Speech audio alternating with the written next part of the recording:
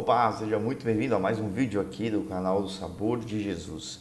Vamos falar agora de Eclesiastes capítulo 2. Lembrando que esse aqui é uma playlist, um projeto que nós estamos criando, que o objetivo é que você tenha uma vida com sabor de Jesus. Que por onde você passa, as pessoas te olhem e falem assim, esse cara, essa mulher tem um sabor diferente. E a maioria tem que saber que você tem uma vida com sabor de Jesus porque você anda conforme a palavra nos orienta. Esse é o meu objetivo aqui dentro do canal, dentro desse projeto, é que você pratique, se comporte, tenha atitudes conforme Jesus nos ensinou.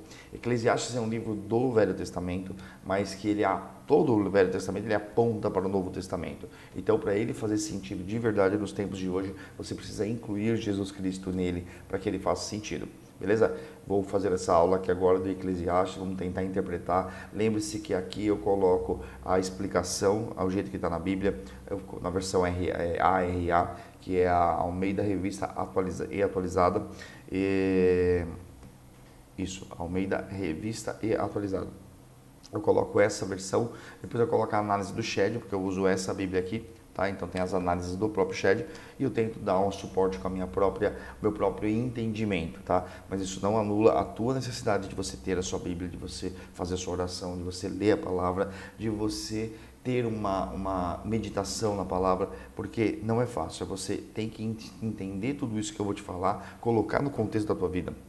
Porque no começo, quando a gente começa a ler a Bíblia, a gente empurra tudo para lá. Não, minha esposa é assim, meu marido é assim, meu chefe é assim, minha chefe é assim, meus colegas são assim, meus filhos são assim, eu não sou assim. Não, isso aqui, a Bíblia é um espelho, ela não é um dedo acusatório para fora, é uma forma de você refletir na sua própria vida. Porque se a sua vida for com o sabor de Jesus, por onde você passar, você vai realmente tocar, você vai ter uma vida com o sabor de Jesus. Jesus, através de você, vai fazer a obra dele. Tá? Então, é muito importante isso daqui. Vamos começar? Então, vamos lá. O capítulo 2 do Eclesiastes, Salomão já começa com o título de A Vaidade das Possessões. Tá? Olha lá. Disse comigo, vamos, eu te provarei com a alegria. Goza, pois a felicidade, mas também isso era vaidade. Vamos ver o que aqui no capítulo 1 acontece. O Shed ele aponta para Isaías 50:11, que diz: Eia, todos vós que acendeis fogo e vos armais de setas incendiárias, andai entre as labaredas do vosso fogo e entre as setas que acendestes. De mim é que vos sobrevirá isto, e em tormentas vos deitareis. O que acontece aqui? Disse comigo, vamos, eu te provarei com alegria. Ou seja, eu vou te provar com alegria. Goza a sua felicidade. Mas ele também descobriu que isso era vaidade. Aqui no Shed ele explica que eu te provarei. Ninguém melhor do que Salomão pôde provar a vaidade de posses, pois ninguém possuía tantas riquezas assim como Salomão. Aí ele aponta lá para Reis 10, 14, 21 e 27, olha só, para as riquezas do caso de Salomão, né? O peso do ouro que se trazia a Salomão a cada ano era de 666 talentos de ouro. Então olha só, vamos ver aqui no Google quanto valia um talento de ouro. Quanto vale um talento nos dias de hoje? 60 mil reais, tá? Então, se ele, vou abrir uma calculadora aqui, ganhava 60 mil reais praticamente em um talento, tá? Essa é mais ou menos a riqueza, vezes 666, cada ano era de 666 talentos de ouro. Ele faturava quase 40 milhões no dinheiro de hoje de reais por ano. Tem gente que fala assim, poxa, mas isso não é muito dinheiro. Não é muito dinheiro, ele tinha isso de posse, né? Ele tomava isso de posse, 40 milhões por ano. Será que tem gente que consegue somar isso de posse nos dias de hoje? 40 milhões de ano? Então já é uma liçãozinha importante aqui para você ter. Isso é uma coisa legal para você saber, para você conversar, para você entender. Um talento é igual a, no caso, nos dinheiros de hoje, a 60 R$ 1.000. Uma coisa que é importante, tá aí o porquê que a gente tem que explorar o nosso talento, né? O processo, o projeto Sabor de Jesus, né? A matriz Sabor de Jesus, ela começa com você explorando o seu talento, você ativando, você usando o seu talento. E aí sim você vai ter, ser mais competitivo no mundo, porque você não está competindo com outras empresas, competindo na sua atividade física, não, competindo com você. Você está competindo com o mundo. É entre o mundo de Deus e o mundo do diabo. E você tem que escolher o lado certo, tá? Isso é bem importante. Vamos ver, continuar vendo as posses, né? A riqueza de Salomão. Todas as taças de que se servia o rei Salomão para beber eram de ouro, e também de ouro puro todas as casas do bosque do Líbano. Não havia nelas prata, porque nos dias de Salomão não se dava a ela estimação nenhuma. Não se dava prata, né? Estimação nenhuma, não valia, né? Muita coisa para ele, era tudo de ouro. No Reis 10, 27, né? 1 Reis 10, 27, fez o rei que em Jerusalém houvesse prata como pedras e cedros em abundância, como sicômoros que está nas planícies. Isso mostra como Salomão era rico. E aqui, ó, tá lá, ninguém melhor do que Salomão para provar a vaidade de posses, né, que ele tinha. Reunia ele em suas mãos grande poder. Podia ele permitir-se todo o prazer que desejava. Todavia, não ficou satisfeito. Com seu pai, o fiel Davi, aprendeu como ser verdadeiramente feliz. Salomão, ele não era feliz com todas as posses que ele tinha. Isso aponta que realmente a gente ficar correndo atrás de grana, sem entender que dinheiro ele financia um propósito, sem entender que a verdadeira riqueza que nós temos que colecionar é nos céus. Isso gera um sofrimento, assim como gerou em Salomão. Por isso que eu gostei bastante desse livro, porque esse livro ele é feito para o homem, para o filho do homem, para a humanidade. Vamos ver como ele aprendeu a ser feliz de verdade com Davi, né? Em Salmos 16:11 está lá: Tu me farás ver os caminhos da vida. Na tua presença há plenitude de alegria, na tua destra delícias perpetuamente. Então, ele está falando de quem aqui em Salmos, no caso de Davi? De Deus. Está falando de Deus, que Deus vai fazer ele ver o caminho da vida. Na presença de Deus, que há plenitude de alegria. Ou seja, é pleno, é leve, é de boa, é tranquilo. E aqui, à tua direita, delícias perpetuamente, tá? E depois de procurar totalmente em outra parte, voltou aos caminhos de Deus. Então, depois de tanto Salomão procurar a felicidade na riqueza das coisas, depois que ele aprende com Davi sobre isso, depois de procurar tanto em outra parte, ele voltou para os caminhos de Deus. Lá em Provérbios 2, 3 ao 5, fica provado isso. Provérbios 2, 3. E se clamares por inteligência e por entendimento, alçares a voz. Então, peça a Deus. Você tem que pedir, lembre-se, Deus ele quer ouvir da sua boca. Deus, peça agora. Deus, eu peço por inteligência. Deus, eu peço por entendimento. Alçares com voz, sabe? Você pede, eu quero realmente inteligência, eu quero realmente entendimento, para que eu possa andar no caminho da verdade e não no caminho da mentira, ou no caminho da verdade manipulada pelo gosto, pela opinião de alguém. Em Provérbios 2,4, se buscares a sabedoria como a prata e como a tesouros escondidos a procurares. Procura sabedoria, ou seja, procura saber das coisas. Então entenderás o temor do Senhor e acharás o conhecimento de Deus. O temor, você vai encontrar o respeito ao Senhor, porque Ele vai te mostrar as coisas. E você vai ver que Ele realmente existe e Ele está ali do seu lado, ouvindo a nossa conversa agora. Isso que é realmente incrível. Então, logo de cara, olha a aula que a gente já tem aqui no Eclesiastes capítulo 2, versículo 1. No versículo 2, ainda falando sobre a verdade das posses, do riso disse, é loucura, e da alegria, de que serve? Vamos ver o que Salomão está querendo dizer com isso. Em Provérbios 14, 13, ele aponta, até no riso tem dor no coração, e o fim da alegria é tristeza. Olha isso. Do riso disse, é loucura, e da alegria de que serve. Você tem que entender que aqui ele está dizendo também em posse de coisas, tá? Porque o perigo é a gente entender que assim, nossa, então se do riso, se da risada é loucura e alegria, para que serve? Depois ele fala, em Provérbios aponta que o fim da alegria é a tristeza até no riso existe dor no coração. Você tem que entender que existe uma realidade. Mesmo quando você está rindo, existe uma certa dor no coração e a alegria é um estágio passageiro, daqui a pouco você vai ficar triste. Mas você não fica assim se realmente você tiver Deus preenchendo a sua vida. Lembre-se que a vida é uma bolha de sabão, sem nada dentro. Você precisa preencher a sua vida com coisas significantes, tá?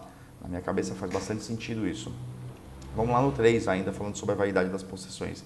Resolvi no meu coração dar-me ao vinho, olha só, regendo-me, ou seja, me organizando, eu estou me regendo, né? Contudo, pela sabedoria, mesmo bebendo, eu estou me regendo pela sabedoria, e entregar-me à loucura.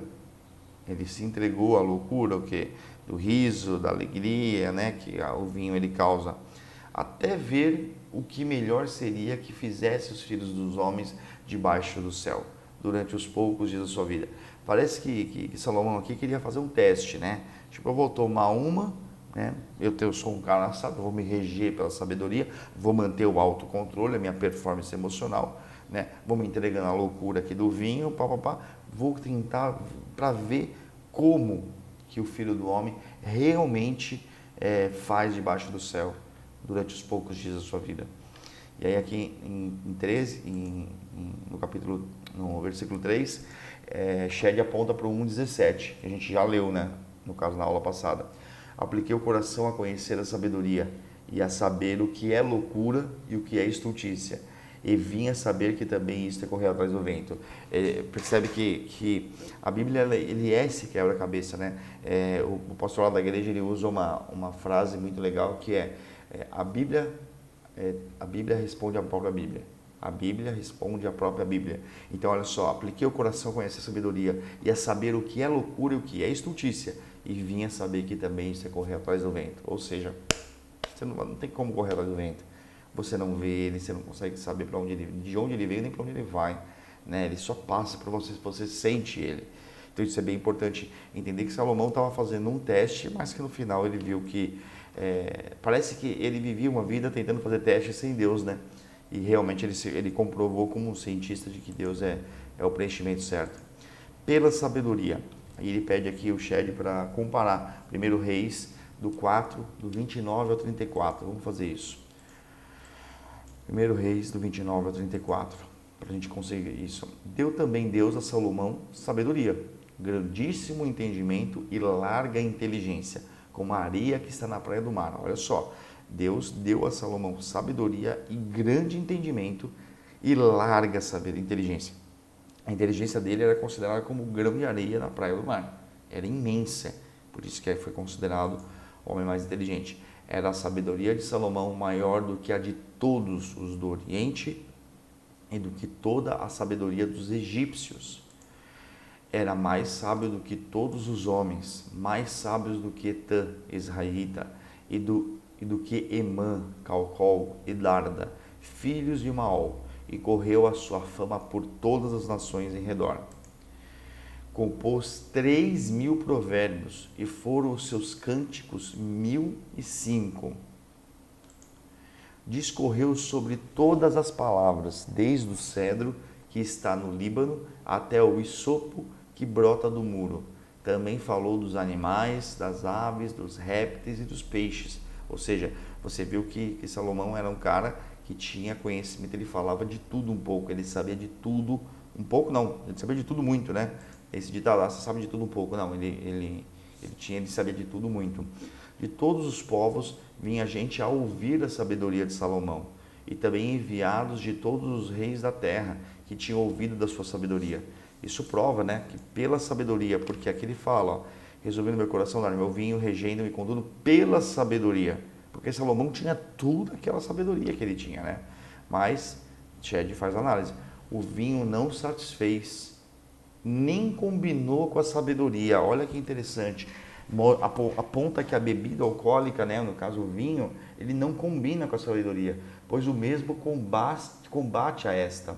É interessante, né, porque a gente usa, né? Quantas vezes a gente ouve esse negócio, o cara que bebe, ele só tem coragem de... O bêbado, ele fica corajoso, né? Ele, na verdade, ele toma coragem de fazer aquilo que ele não tem quando ele não está bêbado, né? Porque ele sabe que aquela atitude, de repente, não é sábia.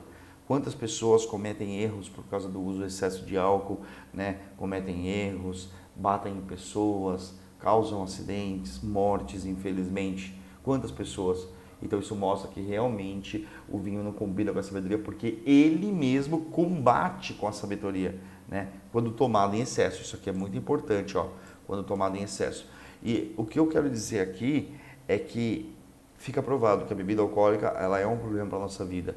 Mas a Bíblia, ela diz também, aqui você vai ver que o objetivo do nosso trabalho é se alegrar, comer, beber e se alegrar, né? Mas com moderação, conforme a Bíblia está ali dizendo.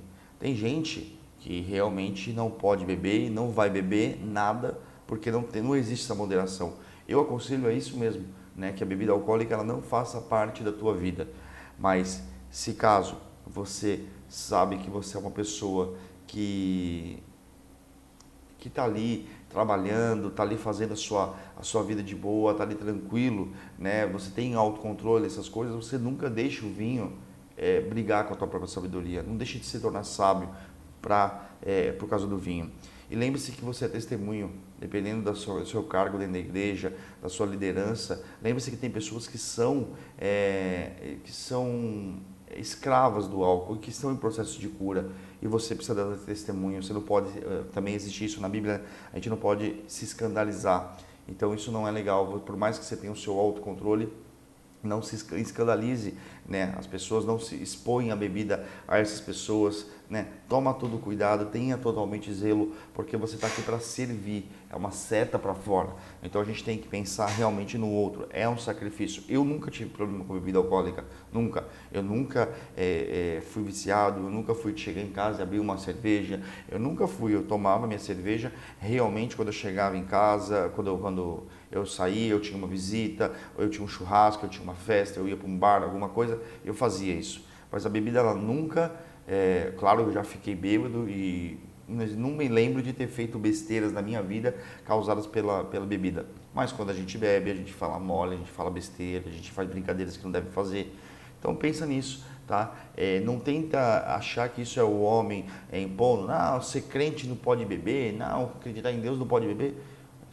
É entre você e o Papai do Céu, troca ideia com ele, se entende com ele, mas lembre-se que você está ali para fazer uma obra de Deus, tá? Então é importante isso daqui. Eu achei muito claro essa parte número 3 que fala que o vinho não satisfez ele, não satisfez Salomão, nem combinou com a sabedoria. Então o vinho não deu liga, igual a água e o óleo, pois o vinho combateu a própria sabedoria quando tomado em excesso.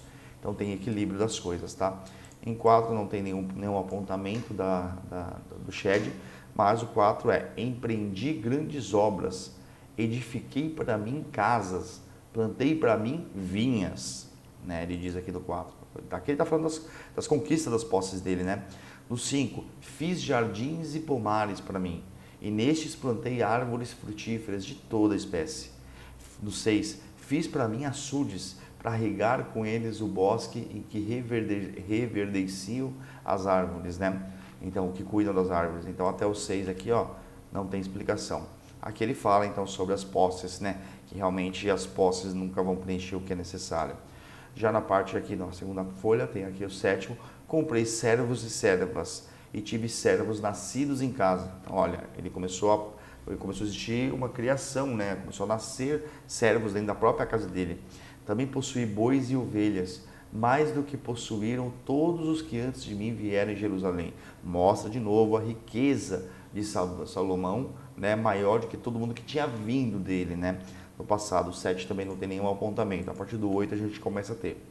Amontoei também para mim prata e ouro, e tesouros de reis e de províncias. Provi-me de cantores e cantoras e das delícias dos filhos dos homens, mulheres e mulheres. Salomão teve muitas mulheres, muitas mulheres. Vamos ver o que o Shed está dizendo sobre o 8. Primeiro ele aponta para 1 Reis 10 de novo, do 23 ao 27. Olha só, assim o rei Salomão excedeu a todos os reis do mundo, tanto em riqueza como em sabedoria. todo mundo procurava ir ter com ele para ouvir a sabedoria que Deus lhe pusera no coração. 25. Cada um trazia o seu presente, objetos de prata e de ouro, por isso que ele colecionava tantas coisas, roupas, armaduras, especiarias, cavalos e mulas, assim, ano após ano. Está aí uma das fontes da riqueza dele. Também ajuntou Salomão carros e cavaleiros, tinha 1.400 carros e 12.000 cavalarianos, que distribuiu as cidades para os carros e junto ao rei em Jerusalém. No 27, fez o rei que em Jerusalém houvesse prata, como pedras e cedros, em abundância, como os sicômoros que estão nas planícies. Isso mostra toda a riqueza de Salomão. O Shed também apronta para 2 Crônicas 9, do 22 ao 27. Olha lá, assim o rei Salomão excedeu a todos os reis do mundo, tanto em riqueza como em sabedoria. Está vendo que são 2 livros diferentes, Reis e Crônicas, né? Porque ele fala para provar. Porque o livro da Bíblia, se eu não me engano, ele demorou... Olha, eu não vou saber agora direitinho, mas pelo que eu estudei, agora que eu comecei a estudar um pouco mais algumas coisas, a Bíblia demorou coisa de 1.500 anos para ser escrita inteira. Eu acho que não foi só o Velho Testamento com o Novo Testamento, foi tudo isso que aconteceu, mas se você for olhar, cada livro foi escrito muitas vezes por caras diferentes, em percepções diferentes, né? Por exemplo, o Novo Testamento, né? Mateus, Marcos, Lucas e João. Os 4 primeiros livros do Novo Testamento mostram 4 faces diferentes de Jesus, 4 ângulos diferentes. Os 4 caras olharam. Mateus olhou pela visão de um rei, porque Mateus era judeu. Marcos olhou porque Jesus fazia milagre. Lucas olhou porque ele era filho do homem. E João realmente confirmou literalmente que ele tinha vindo, que ele era filho do homem. Mas cada um escreveu a mesma história do mesmo momento, mas por ângulos diferentes. Né? Isso que é importante. Então, o legal de apontar para outros livros é que eles confirmam as coisas, né? Ainda todos os reis do mundo procuravam ir ter com ele para ouvir a sabedoria que Deus lhe pusera no coração. Aqui ele fala que os próprios reis, outros reis, então aqui ele poderia estar sendo considerado rei dos reis pela sua sabedoria, né? Cada um trazia o seu presente, objetos de prata e de ouro, roupas, armaduras, especiarias, cavalos e mulas, assim ano após ano. Tinha Salomão 4.000 cavalos em estrebarias, tá vendo? Algumas palavras mudam, isso que é interessante, para os seus carros e 12.000 cavaleiros, que distribuiu as cidades para os carros de junto ao rei em Jerusalém. No 26, dominava Salomão sobre todos os reis desde o Eufrates até a terra dos filisteus e até ao limite do Egito. Fez o rei que em Jerusalém houvesse prata como pedras e cedros em abundância como os sicômoros que estão nas planícies. Vamos ver o que Shed fala sobre isso. Para mim, quando ele fala para mim, né, que aqui na parte do 8, quando ele usa essa primeira frase aqui, ó, é que ele disse isso daqui no próprio capítulo, ó. Amontoei também para mim. Antes foi para a construção da casa de Deus. Então, lá atrás, provavelmente nos provérbios, nos outros livros que Salomão escreveu, estava escrito que antes ele fez tudo isso para construir a casa de Deus. Se, porém, só montou-a para si tesouros, sem pensar nas necessidades do próximo, isso se constitui em vaidade. Aqui ele dá uma direção do dinheiro. Se você só montou, no começo você ganhava grana para construir a casa de Deus, maravilha, fiz. Depois, se você só montou para si esses tesouros, sem pensar nas necessidades do próximo, isso se constitui em vaidade. Porque realmente o dinheiro vem para financiar propósito, e propósito é uma seta para fora. Bem esclarecedor esse segundo capítulo, hein? 9. Engrandeci-me e sobrepujei a todos os que viveram antes de mim em Jerusalém. Perseverou também comigo a minha sabedoria.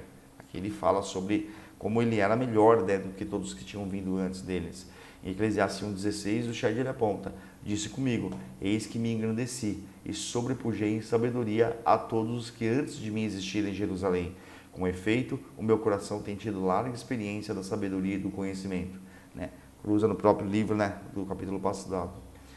No 10, vamos lá, no 10, tudo quanto desejaram os meus olhos, não lhes neguei, nem privei o coração de alegria alguma, pois eu me alegrava com todas as minhas fadigas, e isso era a recompensa de todas elas. Então, tudo que ele quis e que ele desejou, ele pôde comprar com o próprio dinheiro dele. É gostoso, hein? Realmente é uma vida muito boa, e eu acredito que Deus pode dar essa vida para você, para mim, para qualquer pessoa, desde que a gente realmente entenda que isso tudo é vaidade e que a nossa vida precisa ser preenchida com a riqueza dos céus. Em Eclesiastes 3:22 vai repetir isso. Pelo que vi, não haver coisa melhor do que alegrar-se o homem nas suas obras, porque essa é a sua recompensa. Quem o fará voltar para ver o que será depois dele? Aqui ele fala que realmente não há coisa melhor para se alegrar-se o homem nas suas próprias obras, porque essa é a recompensa. Mas aqui olha que interessante, quem vai fazer o homem voltar para ver o que vai acontecer depois dele ali? Depois você vai para outro canto. Se você escolher ser rico nos céus, você vai chegar lá e para a eternidade e continuar rico, né? Você vai estar no paraíso, no reino. Se você fizer a obra, se você realmente for obediente, entender a sua vontade, você vai entrar no reino. Agora, se você escolheu ser batizado, escolheu estar fazendo parte do corpo de Cristo dentro de uma igreja, fazendo ali o seu cumprimento, você vai ser salvo. Mas a gente não precisa ser salvo apenas, a gente precisa ser salvo e precisamos entrar no reino. Precisamos pagar o preço de fazer uma obra, tá? No 11, vamos ver o que Shed fala. Considerei todas as obras que fizeram nas minhas mãos. Considerei tudo, todo o trabalho que eu fiz, como também o trabalho que eu, com fadigas, havia feito, ou seja, com cansaço. E eis que tudo era vaidade e correr atrás do vento, e nenhum proveito havia debaixo do céu. Olha só, tudo era vaidade, era correr atrás do vento. Em Eclesiastes 1:3, que proveito tem o homem de todo o seu trabalho, que se afadiga debaixo do sol. Olha ele se questionando de novo, cara, para que você trabalha tanto? Para quê? Não tem significado. Só que a resposta ela está aqui, ó. Cadê? Vamos lá para ver depois dele. Aqui, ó. Antes foi para a construção da casa de Deus, né? Você viu que tinha um propósito aqui, mas Salomão chegou numa fase que ele começou só a amontoar tesouros, sem pensar na necessidade do próximo. Então o que ele fazia? Ele se alegrava, ele bebia, ele comia. Era isso, né? Então que proveito tem todo o seu trabalho quando você não inclui exatamente as lições que Deus nos dá? Shed coloca, considerei, porque ele usa a palavra considerei todas as obras que eu fiz. O autor estabelece teorias, mas dá exemplos da sua vida e experiência. Aqui ele está sendo muito humano, ele está dando experiência, ele está dizendo assim, cara, no final da vida vai ser assim. E a gente assiste, quantas vezes você assiste pessoas no leito de morte arrependidos? Você assiste quantas pessoas doentes, né, realmente no final da sua vida, que trabalhou uma vida trabalhando tanto, ganhando tanto dinheiro, mas chega lá que tudo é vaidade. A vida é igual uma bolha de sabão, de repente você está dentro de um hospital, indo para o caminho, para a eternidade, indo para a morte. Ali, infelizmente, é isso que a gente realmente vai ter. O final vai ser igual para todos, né? Desde que a gente faça escolhas certas. Aqui a gente entra na segunda parte, a vaidade da sabedoria. Olha, até sabedoria para Salomão era vaidade. Então, passei a considerar a sabedoria, e a loucura e a estultícia. Comecei a considerar isso. Que fará o homem que seguir ao rei? O mesmo que outros já fizeram. Então aqui ele começa a dizer que começa a repetência.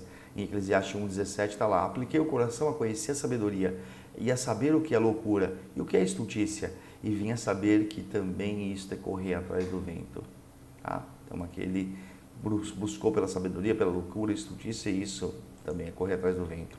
No 13 não tem explicação, mas diz, então vi que a sabedoria é mais proveitosa do que a estultícia, né? Quando a luz traz mais proveito do que as trevas. Então, você ser sábio e ser estulto, né? Vamos colocar aqui, ó. A estultícia está ligado à inteligência, né? Vamos ver aqui, ó. Significado. É assim que você tem que ler a Bíblia, né? Porque agora eu estou lendo aqui a Bíblia, a gente está tendo um aprendizado juntos, eu estou vendo aqui o significado de estultícia, legal, mas vai chegar um ponto que quando você voltar a ler a Bíblia, dependendo do contexto da tua vida, isso vai se encaixar muito bem. Por que eu comecei com o Eclesiastes? Porque o Eclesiastes começou a se encaixar muito no momento da minha vida que eu estou. Olha lá, estultícia, atributo, característica do que é ou se apresenta de modo estúpido, tolice, parvoíce, estupidez. Aqui, ó, eu errei. Eu achei que estultícia era inteligência. Olha só que besteira. Você está vendo o que eu estou falando? Porque loucura, tá ali, a sabedoria, loucura e estultícia. Então, praticamente a loucura, ela é você não ter mais conexão na sua linha de pensamento. Mas a estultícia é você só fazer idiotice, só fazer tolice, só fazer estupidez. Então, por isso que ele diz aqui no 13 que Eu então vi que a sabedoria, realmente você sabe, você sabia o que tem que fazer, o que é certo e fazer, né, é mais proveitoso do que ser estúpido, do que ser um idiota na tua própria vida, né? Quanto a luz traz mais proveito do que as trevas, com certeza. Você viver na luz é melhor do que nas trevas, né? Isso é importante, você vê como que a gente tem que olhar no dicionário para que o texto faça ainda mais sentido. 14. Os olhos do sábio estão na sua cabeça, mas o estulto anda em trevas, ele anda no escuro. Por quê? Porque ele só faz idiotice. Contudo, entendi que o mesmo lhe sucede a ambos. Ou seja, mesmo o estulto andando nas trevas e o sábio andando na luz, o mesmo vai acontecer para ambos. Vamos ver o que Shed fala sobre isso. Ele aponta para Salmo 49:10. Porquanto vê-se morrerem os sábios e perecerem tanto o estulto como o inepto. O que é o inepto? Vamos lá. Significado de inepto, que denota falta de inteligência, né? Então, a ausência de inteligência. Porquanto vê-se morrerem os sábios e perecerem tanto o estulto, ou seja, o tonto, o idiota, o tolo, como o inepto, os quais deixam a outros suas riquezas. Então aqui, ó, tanto o sábio quanto o estulto, quanto o inepto, o que conquistou na vida vai deixar para os outros, né? É isso que ele está dizendo. Em Eclesiastes 8:1, quem é como o sábio? E quem sabe a interpretação das coisas? A sabedoria do homem faz reluzir o seu rosto e muda-se a dureza da tua face. Ou seja, dependendo da sua sabedoria, você vai ter, a sua sabedoria ela vai resplandecer no teu rosto, né? E o Shad ele explica ambos, onde ele usou ambos, os olhos do sábio estão na cabeça, sua cabeça, mas o estulto anda em trevas. Contudo, entendi que o mesmo lhe sucede a ambos, ou seja, ao estulto, ao sábio, ambos, humildemente, o mais sábio entre os homens, de quem então reconhece que também ele estava andando em trevas. Olha que interessante, o mais sábio entre os homens, Salomão, de então, daquela época, reconhece que também ele estava andando em trevas. Olha só que interessante. É isso que o Shad aponta, que Salomão mesmo com todas as coisas, com toda a sabedoria dele, ele ainda estava andando em trevas. Por quê? A verdadeira luz é Deus. E lembre-se, aponta para Jesus Cristo, né? Jesus Cristo é a verdadeira luz na tua vida. Para você ter uma vida de sabor de Jesus, você precisa abrir a porta do teu coração, da tua alma. Jesus vai olhar, vai iluminar aquilo e junto com você, ele começa a organizar e a limpar e te levar para o caminho mais verdadeiro. Em 15, pelo que disse eu comigo, como acontece ao estulto, assim me sucede a mim. Então, ele diz para ele mesmo, como acontece ao estulto, acontece a mim também. Por quê? Pois busquei eu mais sabedoria. Se acontece, vai acontecer comigo a mesma coisa, acontece comigo, acontece com o estulto, por que eu vou buscar mais sabedoria? Então, disse a mim mesmo que também isso era vaidade. Shad, ele explica, vaidade. Essa palavra é chave para se entender este livro. Significa vapor, sopro, bolha, enfim, qualquer coisa quase invisível que logo desaparece. Então isso significa vaidade, né? Qualquer coisa invisível. Hoje você compra um celular, você coloca uma capinha, você quer mostrar para todo mundo, o iPhone, não sei o que, é uma vaidade, querendo ou não. E aí depois de 2, 3 meses você já está tão acostumado com aquilo que ele já não faz tanta significância, né? Você compra uma geladeira nova, você compra um carro novo, você compra coisas novas, você pode ver, você de repente desculpa a expressão, aquele tesão some. E o que acontece? Você vai querer comprar outra coisa. Essa ideia de não ter substância real aplica-se aos ídolos. Esta ideia de não ter substância real aplica-se aos ídolos. Veja Jeremias 51:18. Vamos olhar aqui. Vaidades são obra ridícula. No tempo do seu castigo virão a perecer.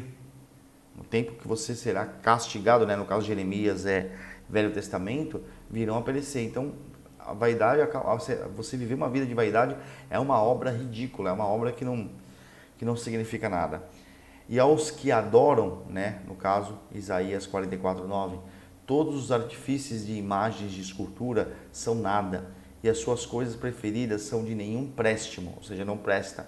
Eles mesmos são testemunhas de que elas nada veem, nem entendem, para que eles sejam confundidos. Aqui ele está falando sobre as imagens de escultura, que as pessoas simplesmente acreditam que aquela própria imagem vai fazer uma grande diferença na própria vida, e que na verdade não é aquela própria imagem, né? Na verdade é o Espírito que teve ali por trás, é Jesus, é Deus que permitiu que ali rolasse luz e tal, mas as pessoas elas começaram a se adorar nas coisas, né? Elas começaram a olhar para esse controle e falar, não, aqui tem alguma coisa, e começaram a acreditar nisso, e toda a vida foi destrinchada naquele caminho. Sem valor também são as proclamações dos falsos profetas, né? Olha só, proclamações. Aqui tem o Êxodos não, ó. Deixa eu arrumar aqui, ó. Que é Isaías, tá? Isaías não. O que é o Eze aqui? Vamos ver na Bíblia RA. Bíblia ARA. Aqui não vai ter.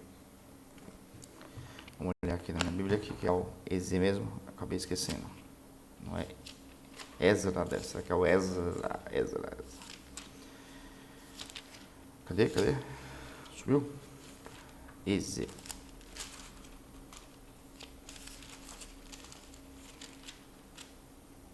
Ezequiel, perdão. Ezequiel. Então, em Ezequiel, ele aponta aqui, né, que sem valor também são as proclamações dos falsos profetas, né? Olha só, veio a minha palavra do Senhor dizendo: Filho do homem, profetiza contra os profetas de Israel, que, profetizando, exprimem, como dizes, o que lhes vem do coração. Ouvi a palavra do Senhor. Assim diz o Senhor Deus: ai dos profetas loucos, que seguem o seu próprio espírito sem nada ter visto. Esses caras que ficam se fazendo de profeta, né, sem que seguem o seu próprio espírito, ou seja, suas próprias vontades, sem nada ter visto. Os teus profetas, ó Israel, são como raposas entre as ruínas. Não subistes as brechas, nem fizestes muros para a casa de Israel, para que ela permaneça firme na peleja no dia do Senhor. Toda vez que aparece dia, o D, tá? Em letra maiúscula, significa a volta. Ó, já apontando para o Novo Testamento, significa a volta de Jesus Cristo. 6. Tiveram visões falsas e adivinhações mentirosas os que dizem: o Senhor disse, quando o Senhor não os enviou, e esperam o cumprimento da palavra. No 7. Não tivestes visões falsas e não falastes adivinhações mentirosas. Aqui ele está dando uma advertência. Quando dissestes, o Senhor diz, sendo que eu tal não falei. É Deus falando isso com Ezequiel.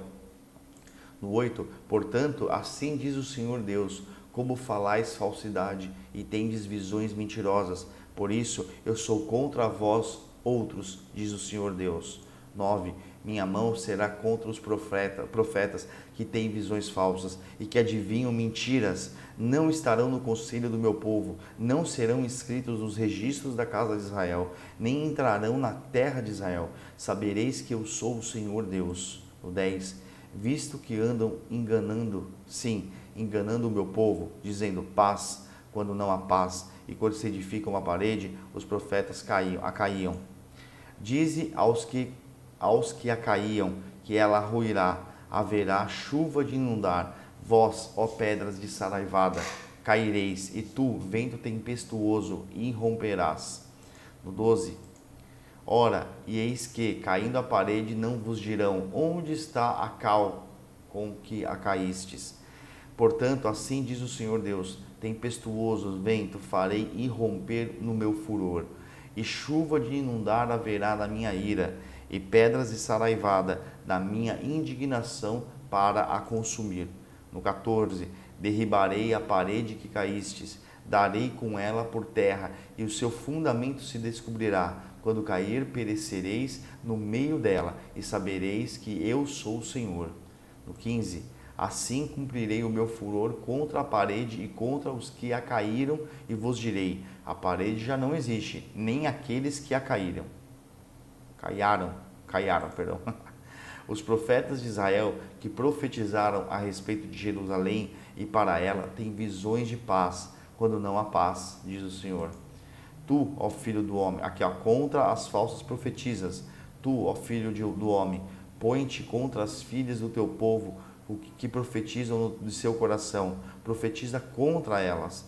E dize, assim diz o Senhor Deus, ai das que cozem invólucros. Vamos ler aqui, ó. O que significa cozem? Tá percebendo que ele está arrebentando aqui os falsos profetas, né? É muito importante essa leitura, essa busca pelo entendimento, né? Significado Cosem. Bíblia.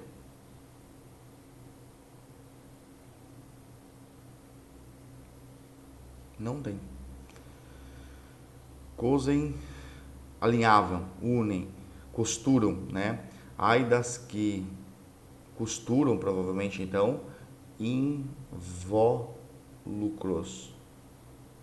Invólucro, significado.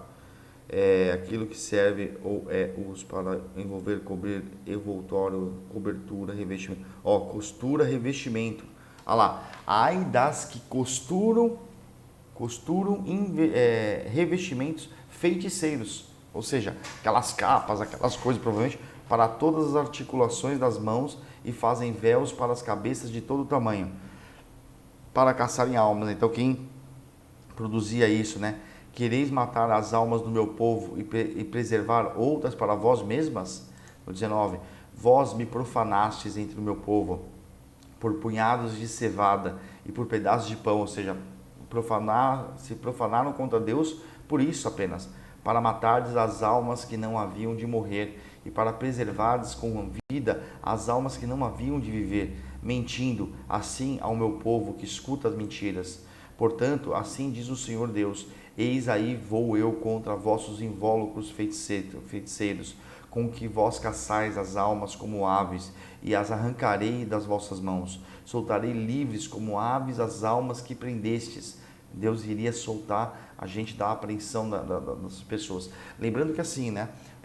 Lá, eu acho que é muito bom para você entender isso tudo que ele está querendo dizer. Em Moisés, quando você diz o povo de Israel é o povo de Deus. Tá? É o povo de Deus, somos nós que estamos buscando a Deus, nós que estamos buscando a salvação, estamos buscando fazer obra para entrar no reino, nós somos esse povo de Israel. Moisés era o Jesus Cristo que já veio na primeira formatação, né? Moisés já apontava para isso, o que Jesus Cristo veio fazer foi realmente a continuação disso, Jesus veio para salvar o povo de Deus, né? O povo de Israel, assim como Moisés. Faraó era o diabo, né? E o Egito era o mundo. Então aqui ele está falando que veio liberar o povo dele das pessoas do mundo que andavam com o diabo, né? Isso é bem importante. Também rasgarei os véus e livrarei o meu povo das vossas mãos, e nunca mais estará ao vosso alcance para ser caçado, e sabereis que eu sou o Senhor. Ou seja, ele vai arrancar, vai nos salvar e nunca mais vão conseguir pegar a gente. Em 22, visto que com falsidade entristecestes o coração do justo, não o havendo eu entristecido, e fortaleceste as mãos do perverso, para que não se desviasse do seu caminho, do mau caminho, e vivesse. Por fim, por isso já não tereis visões falsas, nem jamais fareis adivinhações. Livrarei o meu povo das vossas mãos, e sabereis que eu sou o Senhor. Isso é muito importante, a gente ter esse entendimento, tá? E aqui para continuar, então começando aqui a vaidade. Essa palavra é chave para se entender este livro, significa vapor, sopro, bolha, enfim, qualquer coisa quase invisível que logo desaparece. Essa ideia de não ter substância real aplica-se aos ídolos, ou seja, quando a pessoa ela olha para uma imagem, acha que aquela imagem tem uma substância real ali das coisas, não é, ali é simplesmente uma lembrança de algo que foi feito por aquela pessoa no caso, né? Que desde que não seja um falso profeta. E os que adoram, né? Então, no caso em Isaías aponta para isso. Sem valor também são as proclamações de falsos profetas, está aí toda a condenação em Ezequiel. E até as melhores virtudes humanas quando comparadas com a retidão de Deus. Tudo isso se chama vaidade. Então, as melhores virtudes, os melhores talentos, as melhores coisas humanas, quando comparados com a retidão, ou seja, o jeito que Deus anda no reto, é chamado de vaidade. Deixa de dar uma aula aqui, né? Dar uma aula realmente da vaidade aqui, olhando para Salomão. No 15, a gente acabou de ler, no 16. Pois tanto do sábio como do estulto a memória não durará para sempre, pois, passados alguns dias, tudo cai no esquecimento. Morre o sábio, e da mesma sorte o estulto. Vamos ver no 16 aqui, ó. Shed ele aponta o seguinte: morre o sábio, como ele disse aqui, ó, e da mesma forma o estulto. Contra a morte não há remédio, nem o mais alto grau, deixa eu corrigir aqui, mais alto grau de conhecimento pode impedir que a lâmpada do sábio se apague. Você pode ser o cara mais sábio do mundo, vai morrer, levando ao túmulo a sua sabedoria acumulada. Não tem como você levar a sua sabedoria acumulada em vida para o túmulo, salvo aquilo que deixou por escrito para a posteridade. Ontem eu briguei com a minha filha ainda, eu falei, filha, o dia que o papai for, você vai ter bastante coisa para ver, né? Então olha só, eu estou gravando isso daqui, estou colocando na internet, eu escrevo muito em caderno, essas coisas todas, e não é porque eu quero deixar alguma coisa aqui, é porque eu vejo que isso é importante, isso toca meu coração de fazer. E assim parece ter a mesma sorte do estulto. Se a sabedoria for verdadeira, porém, a sua sorte depois da morte será bem diversa do estulto. Olha só, ele mostra que você não leva toda a sua sabedoria acumulada para o túmulo, ele mostra que você não tem como fugir da morte por toda a sua sabedoria, porém ele aponta uma coisa no final interessante. Mas se a sua sabedoria for verdadeira, como no capítulo 15, no versículo 15, ele diz lá, não seja um falso profeta, todas aquelas zoeiras que tem, se a sabedoria for verdadeira, porém, a tua sorte depois da morte será bem diversa, ou seja, bem diferente do estulto, que é um tolo que andou em trevas. Tá? No 17, vamos lá. Pelo que aborreci a vida, pois me foi penosa a obra que se faz debaixo do sol. Sim, tudo é vaidade e correr atrás do vento. Então ele fala que aborreceu a vida e que foi penosa todo esse trabalho. O que o Shed fala sobre isso? Aborreci a vida, como ele fala aqui, ó. Um homem tão sábio, rico e poderoso como Salomão, quando olhava só as coisas passageiras, desesperava da vida, até que se convenceu da vaidade de toda a experiência humana. Realmente ele olhou que esse era um caminho vaidoso. No 18, a gente já entra aqui na vaidade do trabalho. Ele fala sobre o trabalho, é uma vaidade. Também aborreci todo o meu trabalho, com que me afadiguei debaixo do sol, visto que o seu ganho eu havia de deixar a quem viesse depois de mim. Ou seja, tudo que eu fiz, tudo que eu trabalhei, que eu fiz na minha vida, vai ficar para quem veio para depois de mim e não fez essas coisas. Vamos ver aqui, ó, em Salmo 49, 10 se aponta para isso. Porquanto vê-se morrerem os sábios e perecerem tanto o estulto como o inepto, os quais deixam, lembro que o inepto é aquele cara com ausência de inteligência, né? O burrão é o cara que não, também tão tolo quanto o estulto, os quais deixam a outros as suas riquezas. Então assim, os sábios perecem, porquanto vê-se morrerem os sábios e perecerem o estulto. Ou seja, o sábio, ele se desgasta mais, o sábio, ele gasta mais o seu corpo, ele gasta mais a sua vida buscando a sabedoria, e por isso ele conquista mais coisas. Mas o Salomão está apontando o quê aqui? Que ele morre e o estulto perece, como o inepto perece, eles perecem, eles vivem mais do que a gente, e aí fica para eles todas as riquezas, né?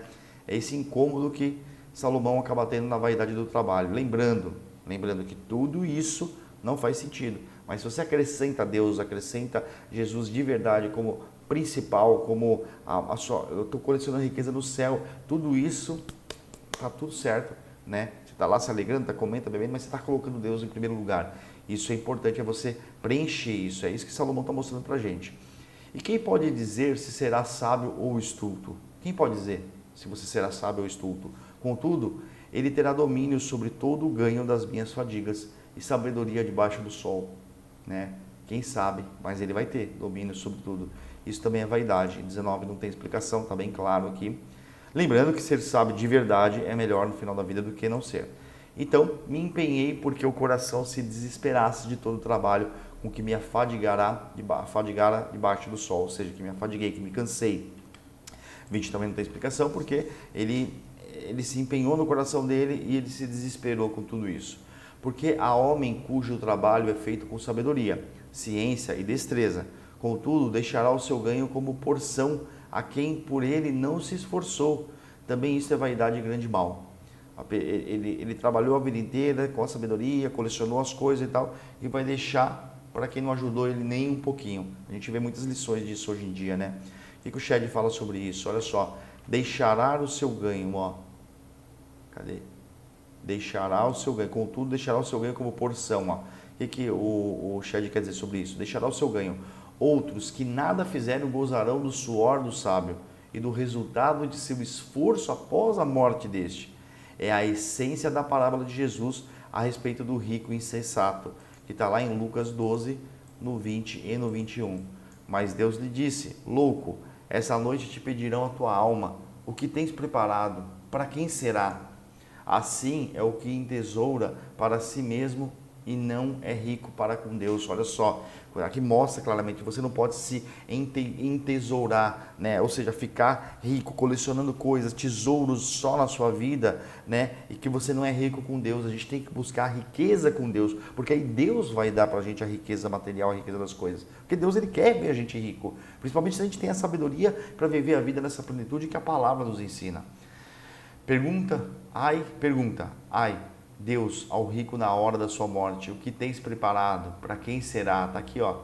Louco, esta noite te pedirão a tua alma. E o que tens preparado? Para quem será? Se você soubesse que você ia morrer hoje à noite, o que você tem preparado? Para quem foi que você fez isso? Muito importante. Esse N-on no shed significa nótula homilética. Homilética? Homilética tem a ver com omelete, acho que é isso. Ah, tá aqui. Tá nessa Bíblia aqui. Vamos lá. Nótula, eu já vou te explicar o que é isso. Eu não ia nem colocar isso, mas eu falei, não, mas é importante. É nótula homilética. O que significa isso? É uma orientação para alguém que for fazer uma pregação usando isso daqui, tá? Então, olha só. O trabalho, longe de ser uma necessidade vergonhosa, não é vergonha trabalhar, é o único meio do humano obter, além de sustento necessário, o verdadeiro senso de satisfação. Então, é só pelo meio do trabalho que você consegue o sustento necessário e o senso de satisfação. O desfrutar de privilégios depende da contribuição de cada um. Então ele aponta para, segundo Tessalonicenses, se eu não me engano, acho que é isso, onde fala 3:10. Porque quando ainda convosco vos ordenamos isto, se alguém não quer trabalhar, também não coma. Olha lá, tem que trabalhar, senão você não vai comer. A felicidade original de Adão no Éden estava vinculada ao trabalho, né? Gênesis 2:15. Tomou, pois, o Senhor Deus ao homem e o colocou no jardim do Éden para o cultivar e o guardar. Colocou Adão lá para cuidar, para cultivar e guardar o jardim do Éden. Então, olha só, aponta que Adão veio para trabalhar.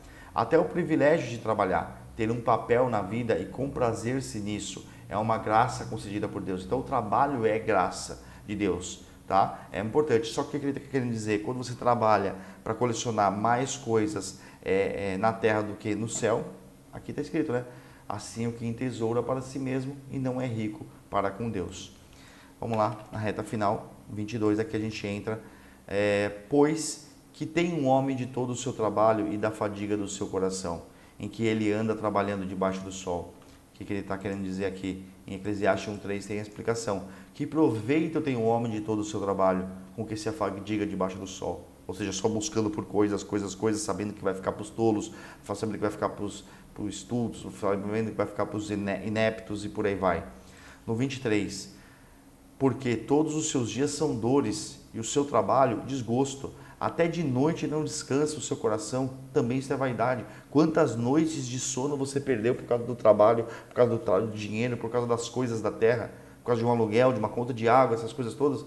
Será que você está percebendo que ele está mostrando para você que o problema não é o trabalho, é porque ele engrandece o trabalho. O problema é trabalhar por coisas sem colocar ele em primeiro lugar. Porque aí você perde noite, você não descansa, ele dá desgosto, é doído o seu dia. O dia não pode ser doído. Em Jó 5:7 ele aponta, mas o homem nasce para o enfado, como as faíscas das brasas voam para cima. Ou seja, a gente está aqui para... Vamos pegar aqui a explicação do enfado para eu poder dizer direitinho para você. Enfado, significado, sensação de tédio, de fadiga espiritual, mal-estar causado por algo que enfada ou entedia. Mas o homem nasce para o enfado, para o tédio, como as faíscas de brasa voam para cima. Aqui, na verdade, deve ter um contexto, que o homem nasce para isso. Mas se ele coloca a Deus, a vida dele fica preenchida, ele vira fogueira que não queima, não para nunca. No 24, nada há melhor para o homem do que comer, beber e fazer com que sua alma goze o bem do seu trabalho. No entanto, vi também que isto vem das mãos de Deus. Olha aqui ele fala diferente. Não há melhor para o homem do que comer, beber e fazer que a sua alma goze o bem do seu trabalho. Desfruta do bem. No entanto, vi também que isto vem das mãos de Deus. Ele percebeu, em Eclesiastes 3 ele diz, no 12, Sei que nada há melhor para o homem do que regozijar-se e levar vida regalada. E também que é dom de Deus que possa o homem comer, beber e desfrutar o bem de todo o seu trabalho. Que entendimento é esse? Ou seja, Deus te deu isso. Até o desfrutar, isso quer dizer, isso mostra que se você trabalhar, você vai desfrutar disso, vai comer, beber e se alegrar com todas as coisas, viagens, casas, um monte de coisa, desde que você esteja colocando Ele em primeiro lugar, sendo rico no céu em primeiro lugar e fazendo as obras para continuar ocupando esse lugar. No 25, pois, separado deste, quem pode comer ou quem pode alegrar-se? Ou seja, separado deste quem? Separado de Deus. Quem pode comer e quem pode se alegrar-se? Ninguém. Porque aqui não tem explicação. Porque Deus dá sabedoria, conhecimento e prazer ao homem que lhe agrada, mas ao pecador ele dá trabalho, para que ele ajunte e amontoe, a fim de dar àquele que agrada a Deus. Também isso é vaidade de correr atrás do vento. Aqui ele faz uma divisão imensamente interessante. Quando você busca, se você agrada a Deus, Deus vai te dar sabedoria, vai te dar conhecimento, vai te dar prazer, porque Ele se agrada com você e Ele quer ver você feliz. É a recompensa, eu me arrepio de dizer, porque Ele vê que é bom. Agora, quem não agrada, Ele vai dar trabalho. Aquelas pessoas que trabalham com o que não gosta, que sofrem, que sentem dor, né? E aí essa pessoa trabalha, se ausenta da família, se ausenta de todo mundo, né? E aí você ajunta, você amontoa coisas a fim de dar àquele que agrada a Deus. Então, você acaba se perdendo na própria vida, né? E a explicação final está em Jovens 7:16. Se o perverso amontoar prata como pó e acumular vestes como barro, ele os acumulará, mas o justo é o que os vestirá e o inocente repartirá a prata. Shed diz, mas o pecador aqui ó, mas o pecador dá trabalho. O pobre muitas vezes acha que Deus está só do lado dos sábios, abastados e poderosos, e se classifica como a si mesmo como pecador. Mas pecadores todos o são, os ricos e pobres. E o rico e o pobre, a um e o outro faz o Senhor. Veja em Provérbios 22:2. O rico e o pobre se encontram, a um e a outro faz o Senhor. O Senhor fez o rico e fez o pobre. Também os bens espirituais Ele distribui, Deus distribui. Só Deus pode nos tornar felizes. Não resta dúvidas, porém, que Deus, já aqui na terra, prometeu recompensar aos seus fiéis a sua vida piedosa. Está lá em 1 Timóteo 4:8. Pois o exercício físico para pouco é proveitoso, mas a piedade para tudo é proveitosa, porque tem a promessa da vida que agora é e dá que há de ser. Cara, maravilhoso esse capítulo. Espero que você tenha escutado até aqui com atenção, com cuidado e tenha tido a aula que eu mesmo tive falando tudo isso para você. Que maravilhoso isso. Até a próxima aula. Faça bom proveito. Que a sua vida tenha sabor de Jesus. Tchau.